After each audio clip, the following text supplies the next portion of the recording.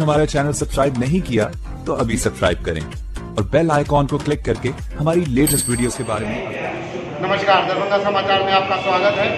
आज मोमिन हॉल में राष्ट्रीय जनता दल का की प्रेस कॉन्फ्रेंस हुई और इस प्रेस कॉन्फ्रेंस में राष्ट्रीय जनता दल के जो गुलाम हसन चीना साहब हैं, प्रजापति जी हैं, सब लोग मौजूद थे और पत्रकारों के सवालों का जवाब दे रहे थे। अब हम दरभंगा समाचार इनसे विशेष बात करेंगे, कुछ मुद्दों पे बात करेंगे, किसान पे बात करेंगे, प्राइवेटाइजेशन पे बात करेंगे, निजीकरण पे बात करेंगे। और चलिए हम बात करते हैं सबसे पहले गुलाम हसन चीना जी। संसद में आप सब लोग एक साथ रोड पे नजर नहीं आ रहे।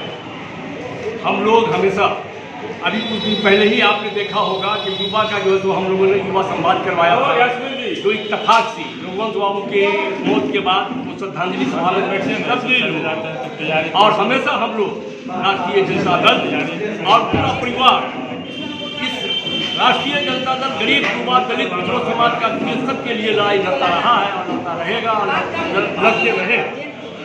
इसीलिए हमेशा कल भी रोड पर थे, आज भी है और कल भी रहे। सदन में दनादन बिल पास हो रहा है और ये सरकार चूँकि उसके पास अंक है तो वो अपने सारे बिल पास करा देगी। और अभी जो किसानों का जो मामला अभी उठा है, जिसमें संजय सिंह को देशद्रोह तक कहा गया, उन पर FIR हुआ, मनोज झा जो बाहर लड़ाई लड़ रहे हैं सदन के बाहर। आप सब लोग इस लड़ाई को रोड पे कब लड़ेंगे? मैं इसके लिए हम लोग इसके लिए अभी यहीं पर हम लोग बैठक किया और 25 तारीख को हम लोग इसकी लड़ाई रोड पर जनता के बीच में लड़ेंगे, क्योंकि ये जो कानून लाया गया है ये कानून किसान विरोधी है, किसानों के हक के खिलाफ है। इसलिए हमारे जो विरोधी दल के नेता माननीय तेजस्वी प्रसाद यादव जी ने के आह्वान पर 25 तारीख को हम लोग इसके लिए दरभंगा की सरजमीन पर राष्ट्रीय जनता दल उग्र आंदोलन करेगा। एक बड़ा अहम सवाल है ये दरभंगा का, चाहे हवाई अड्डा हो, चाहे मजदूरों को लाने का हो, दरभंगा के कुछ नेतागण उसकी क्रेडिट खुद लेना चाह रहे हैं, जबकि उनका क्या योगदान रहा है आप अच्छे जानते हैं। क्या ये सिर्फ योगदान लेने की राजनीति की जाएगी दरभंगा में?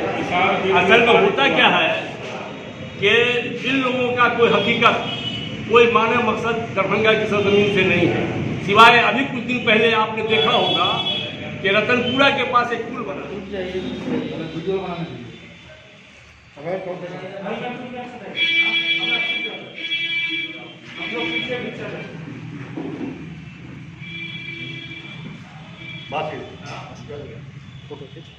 बात करते हैं श्री राम यादव जी से।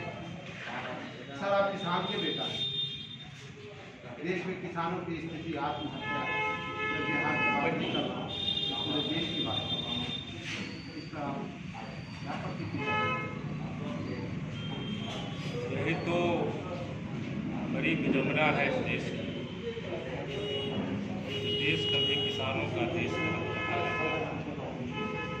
और भारतीय अर्थव्यवस्था का रीढ़ कृषि माना जाता था और कहावत प्रचलित था, उत्तम खेती मध्यम बांध, निषिद्ध चाकरी एक। खेती का स्थान नंबर 1 वो जमाना था जब खेती को नंबर 1 जब माना जाता था, व्यापार को नंबर 2 माना जाता था, नौकरी को नंबर 3 माना जाता था और जो 5वां नंबर, चौथा नंबर पर है वो लास्ट है, निलाम है। लेकिन कालांतर में आज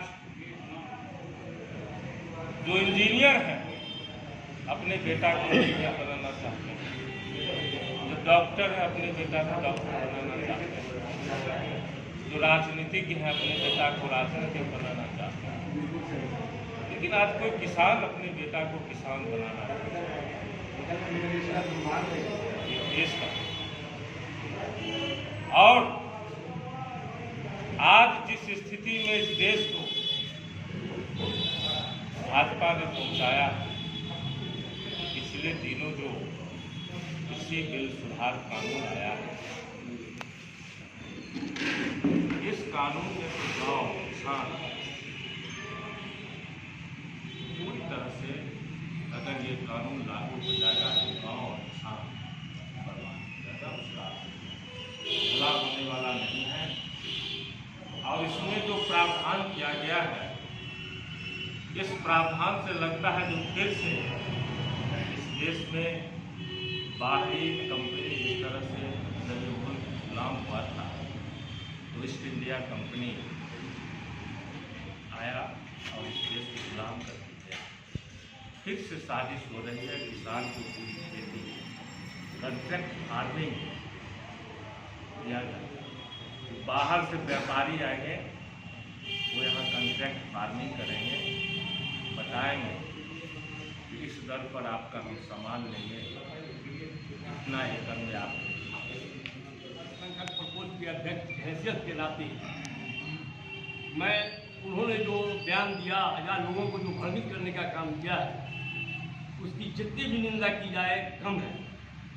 क्योंकि राष्ट्रीय जनता दल के ही सहयोग से जमीन से लेकर के जो आज आसमान में जिनको जो ग्रुप के नाम से केंद्रीय मंत्री के नाम से जाने जाते हैं, ये सारा देन माननीय राष्ट्रीय अध्यक्ष लालू प्रसाद यादव की देन है, जिसके कारण वो आज इस मुकाम पर पहुंचे हैं।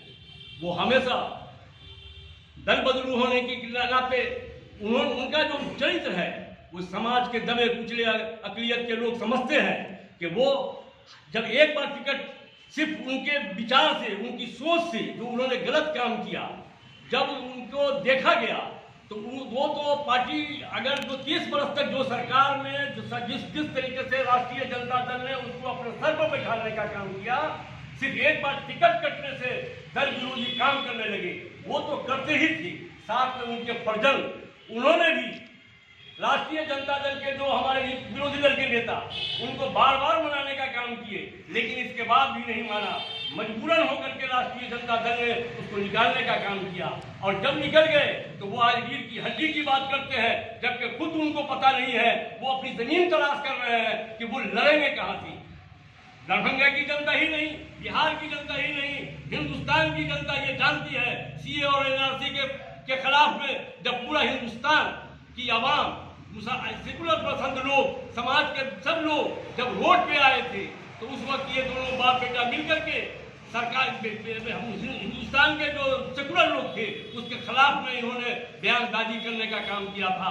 ये फिरका परस्त के नाम पर ये हमेशा रोगी सेकने का काम किए हैं। ये तो पहले हमें समझता था कि हिंदुस्तान के नेता हैं। बड़ी बदकिस्मती है कि आज एक मखसूस ये विधानसभा तक महदूद हो गए। आज इनके वजूद राष्ट्रीय जनता दल में जो हैसियत था, वो आज इनका हैसियत मात्र एक विधानसभा तक महदूद हो गया है, और वो अपने अपने बेटा के लिए वो जमीन तलाश कर रहे हैं कि मेरा बेटा कहां से लड़ेगा।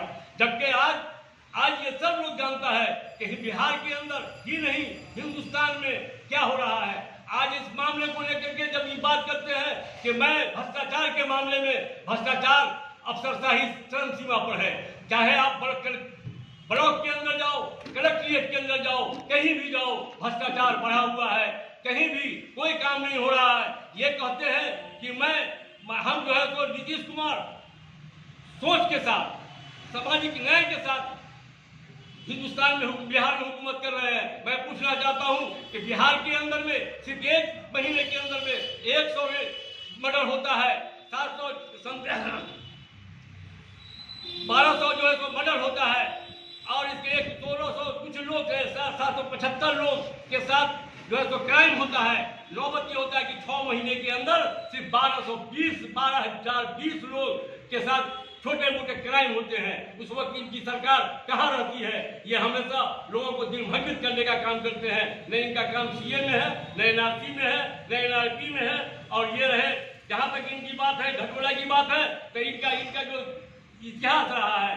जिन पार्टी के साथ है, जिनकी ये सोच है, क्योंकि इनके जो जिनकी गोद में जाकर के बैठे हैं, भाजपा के गोद में जाकर के जो बैठे हैं, जायसवाल जी ने कहा कि मेरे साथ, मेरे विचार से जो सहमत होगा, मेरे विचार से जो सहमत होगा, वही को हम अपनी पार्टी के साथ सम्मिलित कर करके उस पर इलेक्शन लड़ा देंगे। तो आज ये साबित हुआ कि ये राष्ट्रीय जनता दल से नाता तोड़ करके बिहार, हिंदुस्तान के जमीन पर मोहम्मद अली असरफ फातमी और उसके सब फर्जन वो जो है तो भाजपा की गोद में आने से करके विचारधाराओं के साथ वो लैस है और यही वजह है कि वो ये 2 और संसदों के खिलाफ वो ये आवाज उठा रहे हैं।